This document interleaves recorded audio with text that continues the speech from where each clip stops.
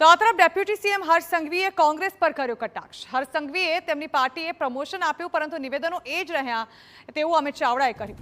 હર્ષ સંઘવી બેજવાબદારીપૂર્વક અને કમિટમેન્ટ વગરના નિવેદન આપે છે। વાણી વિલાસ અને ધમકીથી ગુજરાતની જનતા ડરવાની નથી। મુખ્યપ્રધાન સાથે તેમની રીલ બનાવવાની હોડ ચાલે છે। ગુજરાતને રીલ બનાવવા જેવું કરી બતાવો, નહીંતર 2027માં તમારી રીલ બનશે।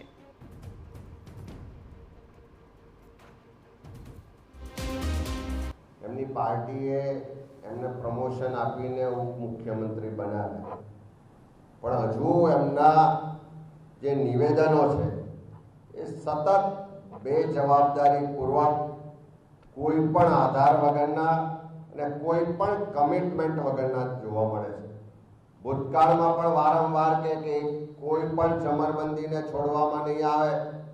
ભૂતકાળમાં નિવેદન કરે કે વરઘોડા તો નીકળશે, ભૂતકાળમાં પણ નિવેદન કરે કે આખી રાત ગરબા થશે, અને પાછળથી જ્યારે એની હકીકતો આવે, એનો જવાબ આપવાનો આવે, ત્યારે એમાં પીછેહટ કરવી પડે।